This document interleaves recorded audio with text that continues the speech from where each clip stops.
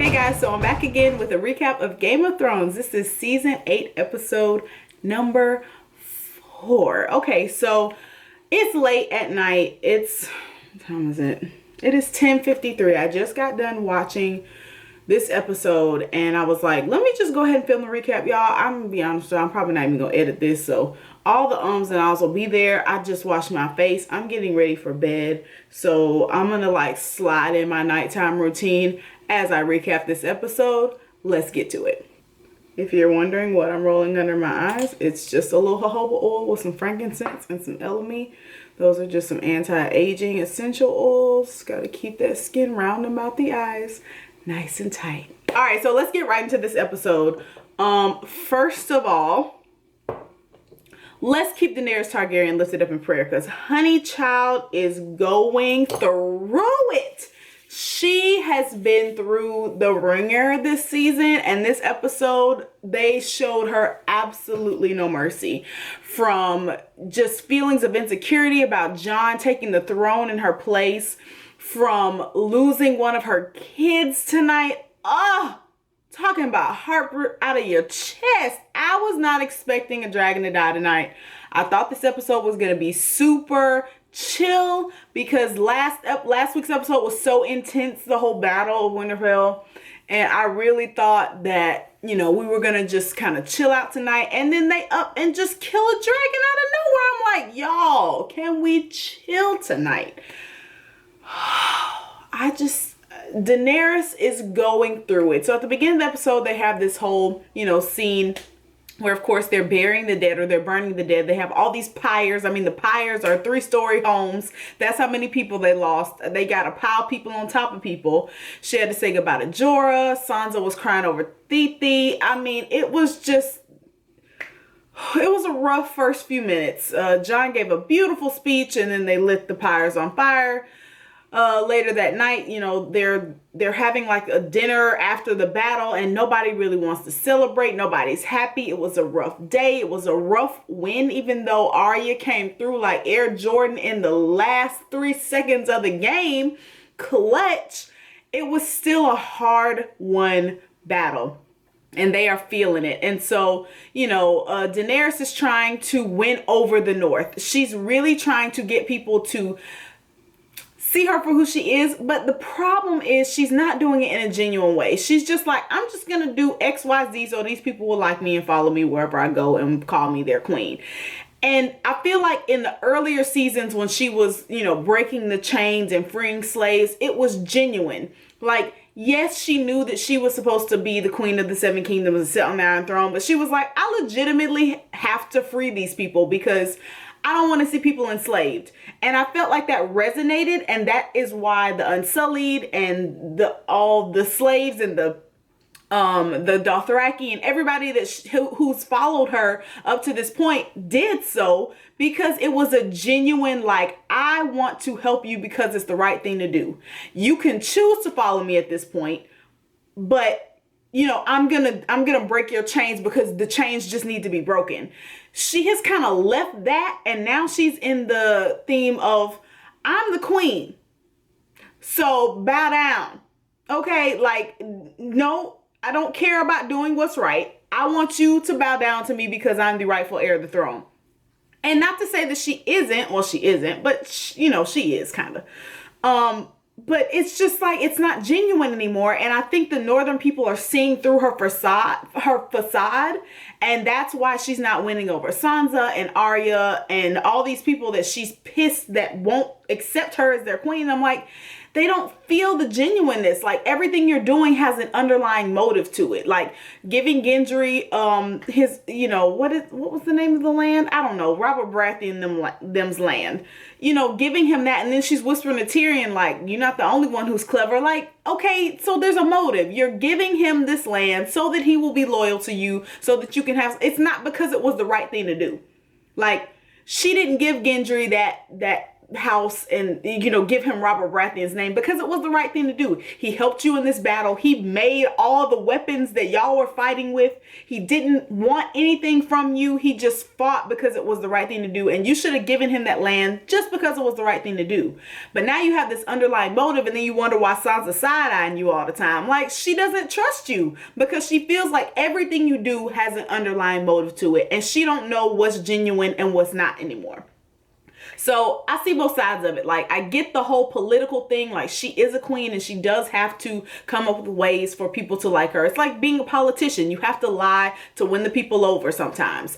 But at the same time, if somebody sees through your BS, you can't be mad that they saw through your BS and don't trust you, because it is BS at the end of the day. So they're having this whole celebration now, you know, after she gives Gendry his land. It kind of lightens the mood, and everybody's laughing. People are loving on Jon Snow because he's home. Like, these are his people. The wildlings have accepted him. The North loves him. He's at home, and she just can't stand it. And now it's like she's swirling. She's coming unhinged, and she's worried that her boo thing is going to try to take the throne from out of her hands. And she's just sick to her stomach, and she can't celebrate. Lord Varys is watching her like a hawk because he can see her coming unhinged. I think he's afraid that Targaryen insanity is starting to kick in a little bit, like paranoid. They're all after me. I can't trust anybody. And then it's going to snowball into what her daddy was, which is the Mad King. So he's nervous because of how she's acting. Her and Jon have a conversation later. She's trying to put things back to how they were. She's like, look, I just want to love you. You know, I know I'm your auntie, but you know that my family do stuff like that. We don't care. It's a little bit strange for Jon because, you know, when they're having the scene where they're kissing, he stops and like pauses and is like, oh my God, like, are we doing this? And she's like, what's the problem? Because like, that's what they do. So it's a cultural difference in her family, you know. Having a relationship with someone who is your cousin or your nephew or someone very close in relation to you is not weird. Jon Snow them didn't really do stuff like that. And then there's the issue of her not wanting him to tell anybody. And of course, you know, good old honest Abe got to tell the truth all the time. Now, I was on her side. I didn't like how she was kind of forceful with it. Like, if you don't do what I say, then you not, like, we can't be together. He is promising her that, like, listen, my family will understand. We can all live together in peace and harmony. Jon, you're wrong. Like, I love you. I love you to the depths of my heart. You are wrong, sir. There is nothing about Daenerys that Sansa and Arya like or enjoy, nor will they ever trust her as their queen. There is absolutely no way that these two families can live in peace and harmony with her as the queen. It's just not gonna work, unfortunately. And I think that Dany had the right idea with him not telling anybody. But you know, good old honest Jon, he has to tell the truth all the time. Everything else be darned. He cannot not be honest. Like, he just has to lay it all out there. He's honest to a fault. You know, I agree with Dany. I think it was best that he not tell anybody anything. Keep it to himself, take it to the grave, let her be the queen. He already said he don't mind her ruling. Let her have it. Don't tell anybody. But of course he can't. So he tells Arya and Sansa, which means that they he tells Arya and Sansa, and then Sansa tells Tyrion because she really thinks that Jon's going to be a better ruler. And at this point, Jon may be a better ruler, but at the same time, I feel like, and it's the progression of the show, they have to kind of make Dany look a little crazy because it makes good TV. But at the same time, if you think about it, put yourself in her shoes. You know, like, she wants to win. She has done all that she can for the other great war. And now it's her time to shine, and everybody's wanting to pump the brakes. And she's like, no. They're trying to talk her out of hurting innocent people. She finally agrees, but she had a good point when she said talking to Cersei won't help. I'll do it to let the people see that I tried to extend an olive branch and show them some mercy. But at the same time, I already know what's going to happen in the end. She wasn't wrong when she said that. That whole scene to me was set up to make her look like she was ruthless and cold and heartless. But it's Cersei. You know good and well Cersei is not going to compromise or agree to just take her crown off and be like, okay, guys, I give up. We all know Cersei's not going to give in. So why even offer it to her? But she was like, okay, we can, if that's what y'all want to do, fine, offer it to her. But she not going to listen. And she didn't. Like, exactly what we thought was going to happen happened. So I thought that that scene was a little bit unfair toward Daenerys, because the point of it was to make her look like she was being ruthless, and she's getting more and more unmerciful, and not like the Daenerys that we knew her to be back in the previous seasons. But it's Cersei. I mean, yeah, I agreed with her. Talking to Cersei's not going to help. Offering her any type of compromise is not going to help. She's not going to take it. It's just not going to happen. So Tyrion is afraid. He's nervous. Him and Lord Varys are having a conversation, because now, of course, he's told him that Jon Snow is the rightful heir to the throne. And Lord Varys is on his way to getting himself killed. Daenerys in the last season warned him and said, you know, because he's known for flipping loyalties. He's loyal to, he says, the people, and his loyalty to the people is going to get him killed, because she already warned him that if he starts switching up the swag on her, she will burn him alive. He promised that he would be loyal to her and that he would tell her the truth. He tried to tell her the truth. She didn't listen. And so now he's talking about switching again to the betterment of the people and getting behind Jon Snow behind her back. He should have listened to Tyrion when Tyrion said we're talking about treason. I feel like in the next episode or two, Daenerys is going to find out that Lord Varys is going behind her back and plotting on her, trying to kill her so that Jon Snow could become king, because that's what he does. He poisons folks. He arranges to have people killed if he feels they're not the right person to be in power. That's what he does, and it's going to get him killed. Melisandre already told him that he was going to die in King's Landing, and I think that it's coming sooner rather than later. He needs to tread lightly. I hear what he's saying, and I do think that Jon Snow will be the better leader, but this is not the way to go about it. Whispering in the dark and planning things and plotting, she gonna find out and she gonna kill you. So that's my prediction for Lord Varys. He don't have much time left. He's going to get himself killed. Tyrion is nervous. Tyrion really wants all this to work out. He really wants to believe in Daenerys, and he hates how this battle is going. But he can't, like, these are two women who will not quit. They're not going to compromise. They're not going to quit.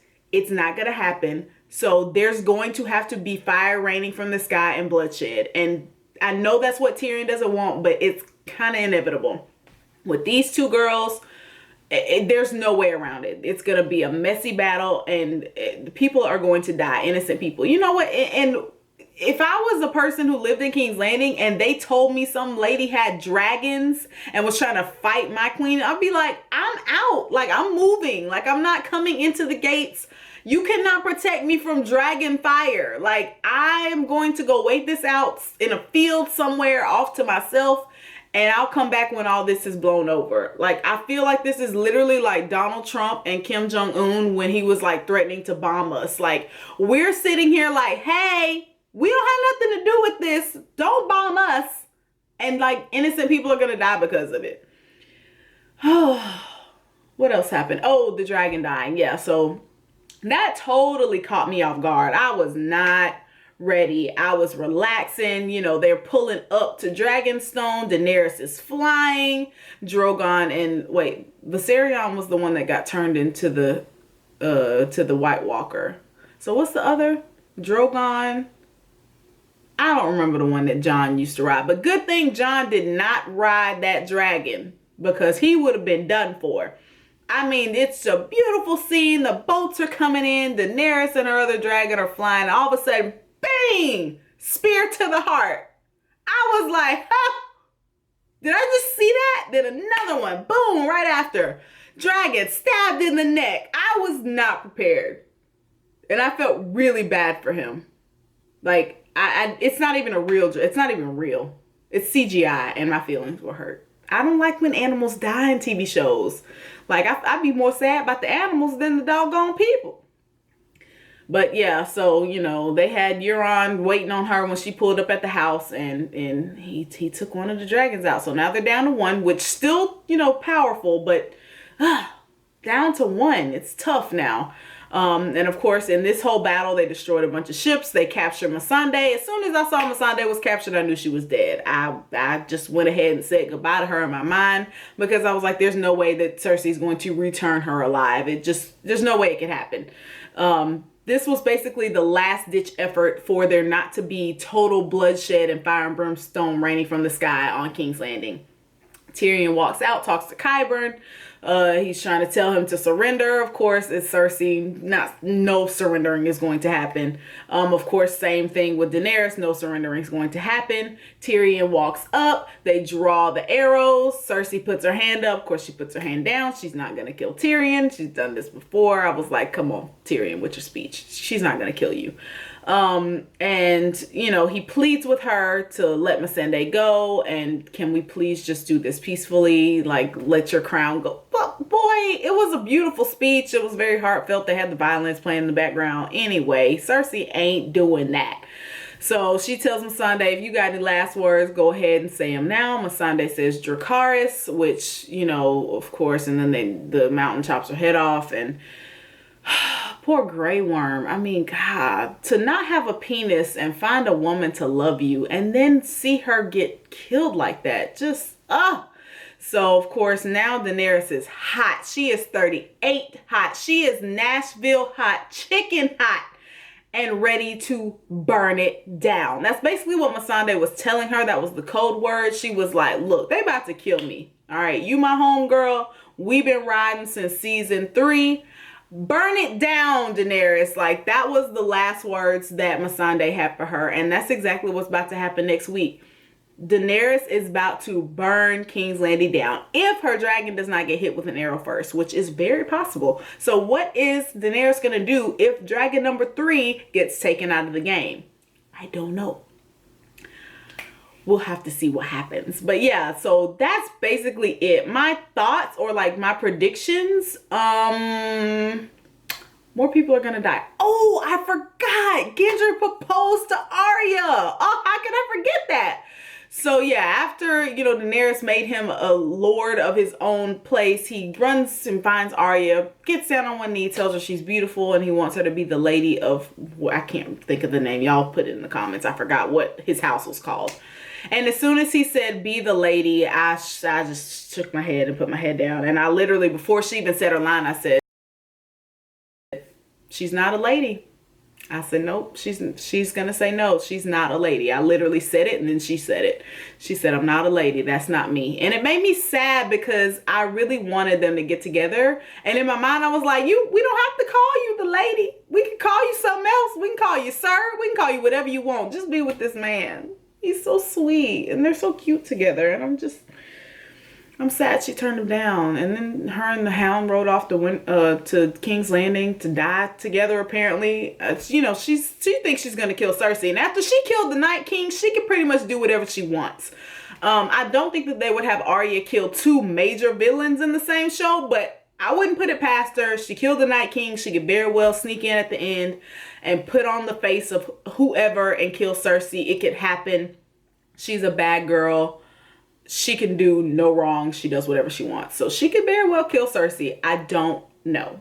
But yeah, so that's it. So please, please, please jump in the comments and let me know what you thought about this episode. Let me know what you think about Daenerys and her running off the rails and how her character has developed. Let me know what you think about Jon Snow. Do you think he should be the actual king? Let me know what you think about Tyrion and Cersei and Jaime and Brienne. Oh my God, there was so much in this episode. Jaime rolled off on Brienne, and I knew it was going to happen. Like, I knew when they ended up having sex that he wasn't there. I was like, he's not staying with her. I literally said about 4 times that she's going to be heartbroken when he runs back to Cersei. And of course he did. But yeah, let me know in the comments. Let's have a discussion about this episode. Thank you guys so much for watching. I apologize for it being rough and unedited, but I'm tired, y'all. I'm just about to upload this and go to bed. I'll see y'all in the next one. Bye.